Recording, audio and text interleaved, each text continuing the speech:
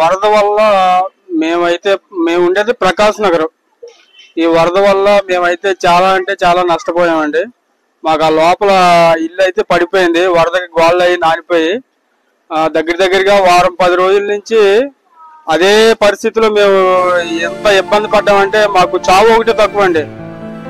ఈ దగ్గరగా మనిషి నిలువెత్తు మనిషి హైట్ లో వాటర్ వచ్చేసి ఏ రకంగానూ కూడా మేము ఇంకా చావాలా బతకాలా అసలు ఎందుకు అన్నట్టుగా మా జీవితం చిన్న భిన్నం అయిపోయి ఎందుకు పనికి రాకుండా అయిపోయిందండి. ఈ మమ్మల్ని కనీసం పట్టించుకునే నాన్న అయిపోయాడు. ఇక మాకు ఆ దేవుడి దయ వల్ల ఎట్ట కొట్టగా ఈ రకంగానైనా బట్టగట్టి బతుకుతున్నాం. ఇక మాకు 10 అడుగులండి, ఇంచుమించుగా 10 అడుగులు మనిషి ఇంత హైట్. ఇల్లు ఆల్మోస్ట్ సీలింగ్ వరకు వెళ్ళిపోయింది. ఇంట్లో ఉన్న సామాన్లు, మంచం, బీరువా, పిల్లల తాలూకా చదువుకునే సర్టిఫికేట్లు కావచ్చు, లేదంటే ఇంకేదైనా కూడా మొత్తం అంతా అన్ని గల్లంత అయిపోయాయండి. అన్ని గల్లంత అయిపోయాయి. మొత్తం బీరువా అంతా ఓపెన్ అయిపోయింది. లోపల ఉన్న ఏమైనా గానీ చిన్న కొద్ది గొప్ప ఏదో హాస్పిటల్ ఖర్చులకో లేకపోతే పిల్లల భవిష్యత్తు నిమిత్తం ఎంతో కొంత దాచుకున్న డబ్బు కూడా మొత్తం గంగపాలు అయిపోయింది. మరి డబ్బులు ఇక అవన్నీ ఇంత అంత అని చెప్పలేమండి. ఎవరి స్తోమతలు వాళ్ళకి.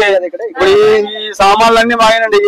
ఈ అశోక్ లైలాండ్ బండి మొత్తం మునిగిపోయింది. లోపల అసలు ఏమీ లేదండి. మొత్తం ఎందుకు పనికిరావు.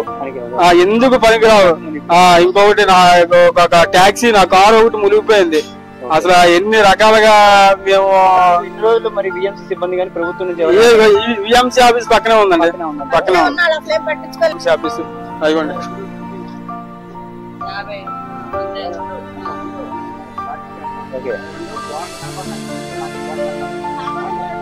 చూడండి. ఎందుకు ఈ మంచాలు ఎందుకన్నా పని చేస్తాయండి? ఈ మంచం ఎందుకన్నా పని చేస్తుందా? ఇది చూడండి. ఈ బండి మొత్తం పాడైపోయినాయండి. మొత్తం అసలు ఒక్కడ కూడా దేనికి ఉపయోగపడదండి. దేనికి ఉపయోగపడలేదు. ఒక మనిషి ఏదో అట బతికి బట్టగట్టినట్టు ఇకంతా, అంతకు మించి వేరే అసలు అది వర్ణనాతీతం అండి. ఎవరు అది తీర్చలేంది. ప్రభుత్వం నుంచి మీరు అసలు ఏం కోరుకుంటున్నారు? ప్రభుత్వం నుంచి ఏం కోరుకుంటున్నామండి? మాకు మొత్తం ఆసరా మొత్తం కోల్పోయామండి. ఇప్పుడు ఏ రకంగానూ బ్రతకడానికి ఛాన్సే లేకుండా అయిపోయింది. మొత్తం కోల్పోయామండి. సర్వస్వం కోల్పోయామండి. నిరాధారణ పరిస్థితిలో ఉన్నామండి. ఏ ఆధారం లేదు మాకు. ఈ రోజే ప్రభుత్వం వాళ్ళు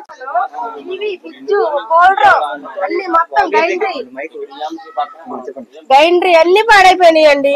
ఎలాగా చెప్పండి? ఇంతవరకు వచ్చి అసలు అడగలేదు ఎవరు కూడా. కనీసం స్టోర్ బియ్యం ఇచ్చారు 10 కేజీలు. ఎందుకు ఆ బియ్యం 10 కేజీలు స్టోర్ బియ్యం ఏం తింటారు? కేజీ నూనె, కేజీ పంచదార ఇచ్చారండి. 1 కేజీ ఉల్లిపాయలు, కేజీ బంగాళదుంపలు. మంచి బియ్యం కాదండి, స్టోర్ బియ్యం. అయ్యి మంచి కవర్ వేశారు. వేస్తానికి మంచి కవర్ వేశారు. కొట్లో కవర్ వేశారు మంచి బియ్యం. పైన లానేమో స్టోర్ బియ్యం. ఏం తింటాను చెప్పండి? ఆ స్టోర్ బియ్యం ప్రభుత్వం నుంచి ఏం అందలేదండి ఇంతవరకు. కాకపోతే మంచినీళ్ళు బాటిల్, పాల బ్యాట్లు మా మహాన్ పాడేస్తారు. అవి మాత్రం ఇస్తున్నారు. అంటే ఏం కోరుకున్నారు ప్రభుత్వం నుంచి మీరు? మరి సాయం చేయాలి కదండి. మునిగిపోయిన వాళ్ళకి సాయం చేయాలిగా. ఏదో సాయం చేయాలిగా. సాయం చేయకుండా ఎలాగా? కాదండి, వచ్చి అడగాలి కదా, సాయం చేయాలి కదా. అసలు ఎవరు రాలేదు ఇంతవరకు. ఎవరు రాలేదండి. ఎవరు రాలేదు. పోయిన ఆదివారం ఇవాళ 10 తారీఖు. ఇవాళ 10 రోజులు. ఇవాళ వరద వచ్చి 10 రోజులు 10 రోజులు అవుతుంది. మరి ఇంతవరకు ఎవరు రాలేదు. వెళ్ళినప్పుడు వచ్చి అడగాలి కదండి. మరి ఏం చేయాలి? అసలు ఎవరికి చెప్పుకోవాలి? మేము చేస్తున్నారు సాయం. మంచినీళ్ళే కదండి. మంచినీళ్ళు పంపిస్తున్నారు, ట్యాంకీలు పంపిస్తున్నారు, మంచినీళ్ళు బాటిల్ ఇస్తున్నారు, ఉప్మా పెడుతున్నారు. అయ్యే ఇంకా స్టోర్ బియ్యం మహాన్ పడేసింది. ఆ పాలాటి ఇస్తే సరిపోద్దా చెప్పండి? ఇబ్బంది పడుతున్నాం పిల్లలు. ఇంతవరకు ఈ చెత్త తీయలేదు. దోమలు నుంచోలేకపోతున్నా. కంపు వచ్చేస్తుంది, దుర్వాసన వస్తుంది, దోమలు వస్తుంది. అటు మూలంగా దోమలు, దుర్వాసన. ఎంతసేపు అసలు ఏం చేసుకోవాలి మేము? వీటి గురించి రోగాలు రావాలి. ఇప్పుడు మాకు ఇవ్వట్లేదండి. మెయిన్ రోడ్ల మీద ఇస్తున్నారు. మెయిన్ రోడ్ల మీదకి వెళ్ళి ఎగబడితే అప్పుడు ఇస్తున్నారు. అది అందిన వాళ్ళకి అందుతుంది, లేని వాళ్ళకి రావట్లేదు. కాదు, ఇంటికి వచ్చి ఇస్తే తీసుకుంటారు ఎవరైనా. ఎంతసేపు పెరిగిస్తారు. మగవాళ్ళు ఉంటే తెస్తారు, మగవాళ్ళు లేకపోతే లేదు. ఇక ఒంటరి మహిళలు ఎలా వెళ్తారండి? మా లాంటి వాళ్ళు గబుకుని ఎలా వెళ్తారు?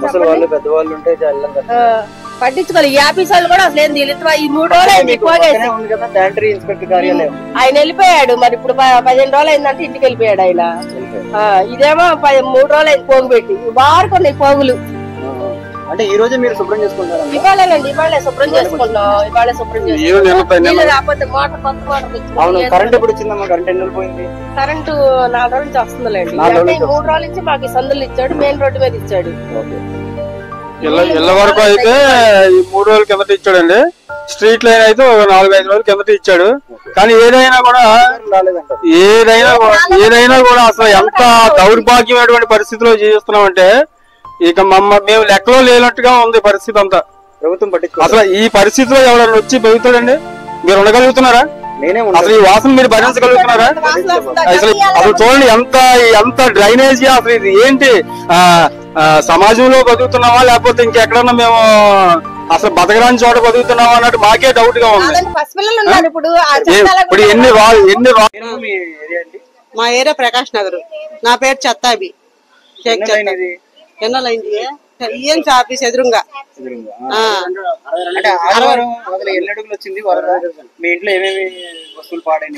ఆదివారం నడుము దాకా వచ్చిందయ్యా. తర్వాత మెల్లిమెల్లిగా పెరిగిపోయింది. మనుషులు దాకా వచ్చేసింది.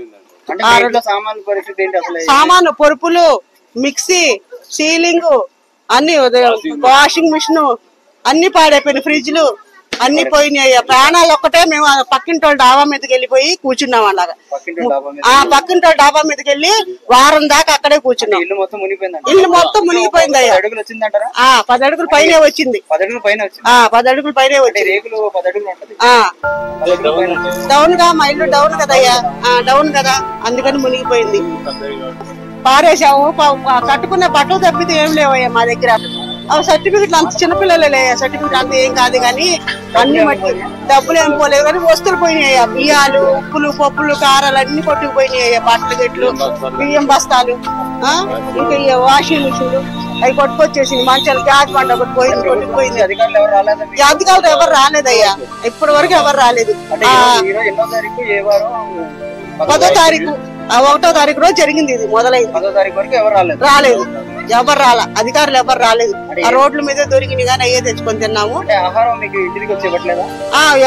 సదుపాయం జరిగింది, కొంతవరకు జరిగింది. ఇవాళ మటుకు ఇవాళ స్టోర్ బియ్యాలు ఇచ్చారు. అయ్యేమో స్టోర్ బియ్యం ఇచ్చారు. మంచి బియ్యం కూడా ఇవ్వాలమ్మా. కవర్ మంచిది ఇచ్చారు, లోపల స్టోర్ బియ్యం. వండుకొని తింటా కూడా పనికిరావు అయ్యా, పనికిరావు. అలాగే ఇచ్చారు. ఏం చేయాలో ఏడుపు ఒకటేనయ్యా మాకు తగ్గింది. ప్రాణాలు ఒకటే మేము బతికించుకున్నాం. పైన ఆ పక్కింటి వాళ్ళు బిల్డింగ్ మీద ఎక్కి 4 రోజులు వాళ్ళు ఉన్నారు. వాళ్ళు కూడా పిల్లలు వేసుకుని వాళ్ళు ఉన్నారు, మేము ఉన్నారు. రండి రండి అన్నాడు, కాపాడండి. చేతులు వచ్చేస్తే రండి రండి హెచ్చరించలేదు. మాకు కూడా అంత రాలేదయ్యా, అంత ఐడియా రాలేదు వస్తుందని. ఏదో కొద్దిగా అనుకున్నాం గానీ ఎంత అయిద్దని మాకు తెలవదు. లేదు సురక్షితమైన ప్రాంతాలకు వెళ్ళండి అనలేదు. అది మాకు కూడా ఎంత వస్తుందని మేము అనుకోలేదు. అంటే ప్రభుత్వం నుంచి మామూలుగా మీరు ఏం కోరుకుంటారు? ఏం కోరు, మా నష్టపరిహారం ఇస్తే బాగుంటది అయ్యా. అదే ముసలాళ్ళం, మేము ఎక్కడికి వెళ్ళలేము, పనులు చేసుకోలేము. వారం 10 రోజుల నుంచి అదిగో ఇంట్లోనే పడి ఉంటున్నాము. అది మా పరిస్థితి. దోమలు ఉంటున్నాయి, విపరీతమైన దోమలు. నీళ్లు లేక మోటార్లు పోయి, కరెంట్ లేక వాటర్లు కూడా పోయినాయ్యా. పళ్ళు పోయినా. తాగునీళ్ళు పంచారు కదా బాటిల్స్ వస్తున్నాయి కానీ మురికి వాటర్ వస్తున్నాయి, మురికి నీళ్లు వస్తున్నాయి. ఆ బాటిల్ పంచితే పరిగెత్తుకెళ్ళి రోడ్ల మీదకి వెళ్ళి తెచ్చుకుంటాం. ఒకళ్ళు వెళ్తే 2 లాక్ వస్తున్నాడు. సాహిబ్ గారు వెళ్తే నాకు కూడా తీసుకొస్తాడు. నేను వెళ్తే సాహిబ్ గారు తీసుకొస్తాడు. ఇస్తా. భోజనం ఇచ్చినప్పుడు ఇచ్చారయ్యా. భోజనాలు పంచినప్పుడు వాటర్ బాటిల్ కూడా పంచారు, ఇచ్చారు తాగటానికి. అంతే, ఏమవట్లా. ఉంది కదా, అసలు ఏం పట్టించుకోలేదు మాకు. అది మునిగిపోయింది. ఎవరు రావాలి. కొన్ని ఏరియాలు క్లీన్ చేస్తారు కదా, మీ ఏరియా క్లీన్ చేయలేదా? చేయలేదు, మేమే చేసుకున్నాం. మేమే అందరం ఎవరి కాళ్ళు గుమ్మాలి వాళ్ళు మేమే క్లీన్ చేసుకున్నాం. ఉండలేక వాసనకి కంపు కొడుతుంటే రోగాలు వచ్చేస్తాయి దోమలకి అని చెప్పి ఉన్నారు పసిపిల్లలు. ఎలాగ ప్రభుత్వం మాకు దోమలు ఎక్కువ ఉన్నాయి బాగా. మాకు ప్రభుత్వం సాయం చేయాలయ్యా. మేము మటుకు ఇప్పుడే కోలుకునే స్థితిలో కూడా లేవు. మేము ఏడుపు ఒకటే మా మొహాలకి తక్కువైంది అనమాట. అలాగ ఉందయ్యా మా పరిస్థితి. నీళ్ళు తగ్గలేదు. షెడ్ మొత్తం పడిపోయింది. అంటే ఇది ఎవరో వచ్చి క్లీన్ చేయలేదా?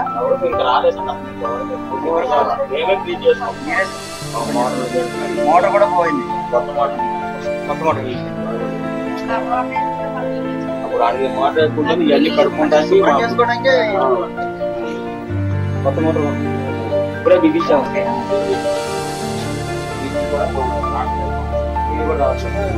చూడడానికి మాత్రం టీవీ అలా ఉన్నది అంతే. కావాలని చెప్పండి ఇప్పుడే చేసామండి. పెద్దవాళ్ళు ఉంటే చాలా ఇబ్బందిగా. మరి ఎక్కడ ఉన్నారు? ఏ బిల్డింగ్ దగ్గర వెళ్ళారా? పక్కన వెళ్ళారు. ఇంకా వరద వచ్చింది 10 అడుగులు వచ్చింది కాబట్టి అక్కడికి వెళ్ళిపోయారు. వరకు వచ్చింది బిల్డింగ్ మీద గిట్టి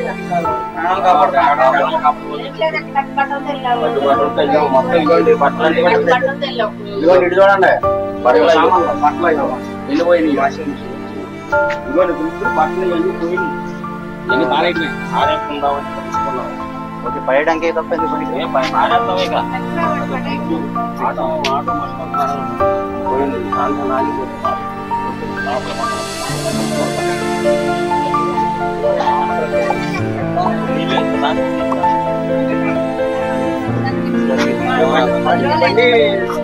తడిస్తేనే మీ జీవితం జీవనాధారం. పరిస్థితి కంపెనీకి వెళ్ళాలి. అంత మాత్రం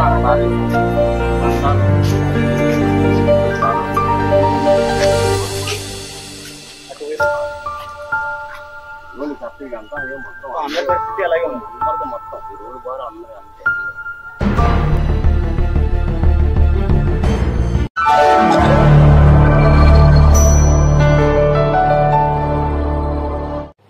Thank you for watching the video and please subscribe Virat Media. For more updates, click on the bell icon.